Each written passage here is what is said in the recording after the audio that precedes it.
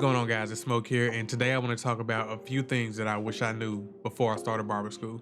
If you like this video, at the end, make sure you like, subscribe, all that good stuff. This channel is a little bit newer. We're trying to get this thing popping. We're gonna have some tutorials, reaction videos, all that good stuff on here. So make sure you subscribe if you haven't. Show a little bit of love, and we're gonna get this thing popping. But anyway, let's get right into it. The first thing you need to make sure you have when it comes to barber school and barbering in general is discipline. Reason being, with this job, with this career, and with the way that you have to work for yourself, nobody's gonna kick you in the butt and tell you to go.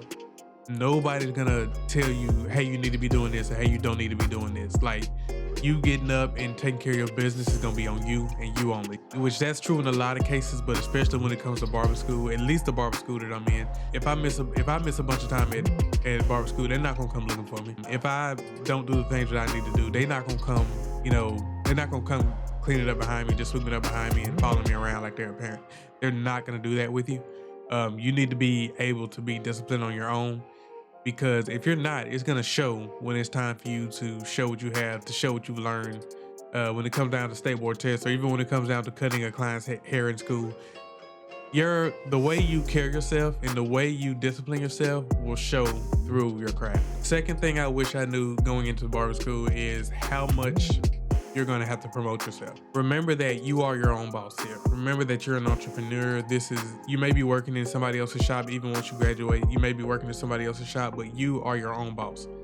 So promotion is going to play a big part in this industry. It's going to play a huge part in this industry. And that was one of my biggest issues. I grew up trying to be really humble. I was a church kid and everything like that. So I'm the type that doesn't want the spotlight. But in this career, you have to have the spotlight. You have to want people to see you. And it doesn't have to necessarily be an actual flex, but you have to make sure people see you and see the confidence exuding off of you.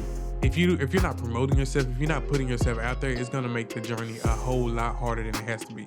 Not because your barber skills aren't good, not because you can't cut hair. You could probably cut a fade better than anybody else in your state.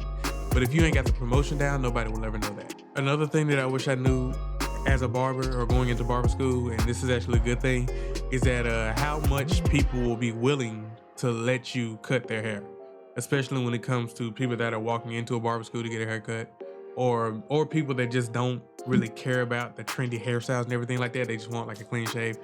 And the reason why that's a point is because the earlier you can buckle down, the earlier you can learn your fading techniques and learn your tapers and learn your fades and all this good stuff. The earlier you learn it, the better, because even while you're in school, you can be making money. A lot of people don't care if you're licensed or not.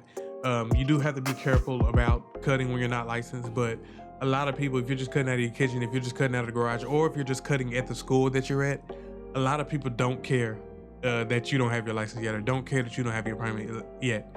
So the earlier you can get the techniques down, the earlier you can get the basics down, the earlier you can get a straight hairline, the earlier you get stuff done, the more money you can be making before you even get your license, or before you even find the shop that you want to be in. And the earlier the better, because like with my earlier point, the biggest thing about this thing is promotion. The only way to promote yourself in the best way is to actually have haircuts to show off. There's no point of saying that I'm a barber if you don't have any proof. So the biggest thing is to make sure you can get these techniques, at least the basic haircuts. Even if you're just doing the even all over, that looks pretty good. Make sure you're getting a picture of it. Make sure you're editing that picture up. Make sure you do what you got to do to use that as a promotion tactic, because again, this game is all about promotion. So buckle down. Don't be lazy when it comes to barber school. Make sure you're paying attention, because the earlier you get this stuff down, the earlier you can start making bank. My last point when it comes to barbering school, not just barber school, but barbering in general, is to be patient with yourself. Now, that doesn't mean play it slow and don't pay attention and goof off in class like most of us did in high school or college or whatever. Don't slack off, but at the same time, be patient with yourself. You're not gonna get that fade right for a while. You're not gonna get that haircut right for a while. You're not gonna get that hairline straight the first time. You're not gonna get it right the second time, the third time. It's gonna take a while before you get this stuff down, unless you have prior training. And there are gonna be times where you either mess somebody's head up, or you didn't like the work that you did, and you're gonna think to yourself that I'm not cut out for this. I used to think that for myself for a weekly basis. But if you can get over that hump, if you can start getting a little bit of confidence, if you just keep at it, and you start getting those hairlines straight. You start getting that confidence to cut that design or cut that fade or cut that hairstyle. Once you start getting that confidence, everything else will fall in place. But it is going to take some time. So be critical with yourself, but do not be hard on yourself. Be patient. It's gonna take time. Everybody's head is shaped differently. Everybody's gonna want different things specifically. Even if you do what they ask, they may not like the way you do it. You know, stuff like that happens when it comes to this game. So you have to learn how to, in a sense, have thick skin. Not because you're doing something wrong, or not because somebody's gonna bully you, but because this is a process. You're not gonna just get everything off a rip. You can get a barber like book and read all the way through it, know it front and back, and you're still not gonna be able to cut a head. It's gonna take time. So the biggest thing is to be patient. The biggest thing is to trust yourself, trust the process, and just believe that if you just stick with it, you gonna get it. So those are my points. Those are the things that I want you to be aware of when it comes to barber school, when it comes to this career. If you can just be aware of those type of things, make note of those things, it's gonna make your transition into this career. It's gonna make your introduction to this career a whole lot easier, and you can get to the money faster.